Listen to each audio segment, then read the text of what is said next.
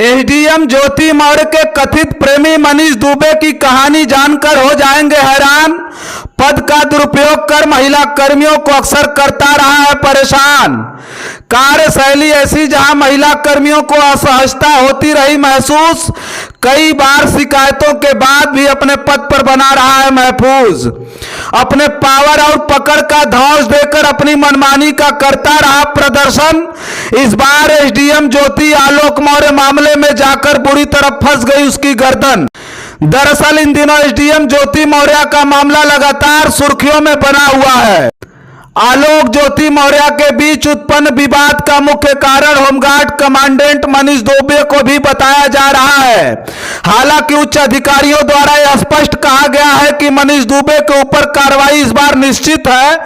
लेकिन आज हम एसडीएम ज्योति मौर्य के कथित प्रेमी मनीष दुबे के बारे में चर्चा करके आपको बताएंगे कि क्या मनीष दुबे ने पहली बार ऐसा किया है जिससे आलोक और ज्योति का घर टूटकर बिखर रहा है, या इससे पहले भी होमगार्ड कमांडेंट मनीष दुबे महिला कर्मियों को निशाना बनाता रहा है। पिछले दिनों इटावा में होमगार्ड विभाग को लेकर खूब हो हल्ला मचा था। उस वक्त इटावा होमगार्ड विभाग की स्थिति इतनी बदतर हो गई थी कि एक होमगार्ड डीजी के आदेश की सरेआम धज्जियां उड़ा रहा था। उसमें कमांडेंट की गलती तो थी, साथ ही साथ शीर्ष कुर्सी पर बैठने वाला अधिकारी भी गैर जिम्मेदार थे, क्योंकि सही ढंग से न्याय नहीं होगा तो स्वाभाविक है कि निचले स्तर के अधिकारी अनुशासनहीनता ही बरतेंगे।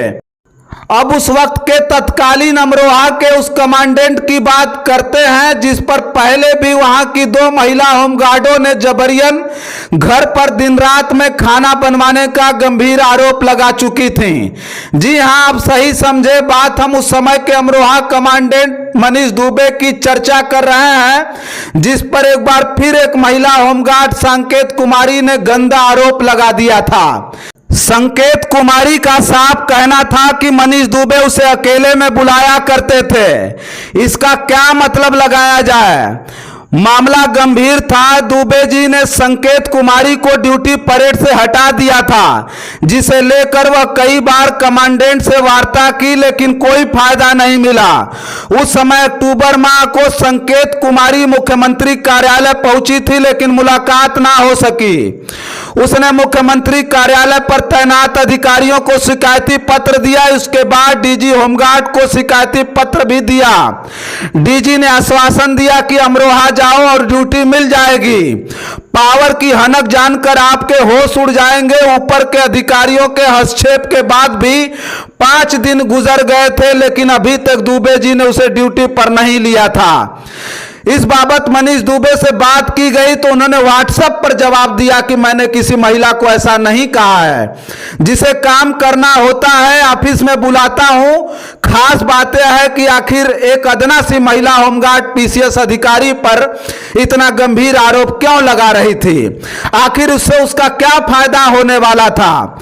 अमरोहा में कमांडेंट मनीष दुबे महिला उत्पीड़न को लेकर पहले से ही खूब सुर्खियों में रहे हैं। महिलाओं से घर पर जबरिया खाना बनवाने जैसे आरोप में पहले भी घिरे मनीष दुबे ने अमरोहा की एक मृतक आश्रित की बेटी जो होमगार्ड में भर्ती हुई, उसकी ड्यूटी और परेड पर रोक लगा दी थी। महिला होमगार्ड संकेत का यह आरोप था कि मनीष दुबे कमांडेंट से जब उसने ड्यूटी परेड से रोक हटाने के लिए अनुरोध किया तो वो बोला कि मुझसे अकेले में मिलो। संकेत कुमारी का यह भी कहना है कि मनीष दुबे ने यहां पर नया नियम बना रखा था, कोई भी होमगार्ड जब कमांडेंट से मिलने जाएगा तो अकेला उनके कार्यालय में आए, और उस जवान की पूरी तलाशी ली जाती थी कि कहीं उसके पास मोबाइल तो नहीं है। संकेत का कहना था कि इसलिए वह कमांडेंट से अकेले में मिलने नहीं गई। बताया कि बार बार अनुरोध करने के बाद भी उसकी ड्यूटी और परेड से जब रोक नहीं हटी तो वह मुख्यमंत्री योगी आदित्यनाथ से मिलने लखनऊ पहुंची। मुख्यमंत्री से जब मुलाकात नहीं हो पाई तो उसने शिकायती पत्र उनके अधिकारियों को वहीं पर दे दिया। उसके बाद वह डीजी होमगार्ड विजय कुमार से मिली।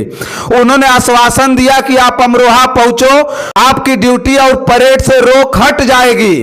उसके बाद 5 दिन बीत जाने के बाद भी महिला होमगार्ड संकेत कुमारी को न्याय नहीं मिल पाया था।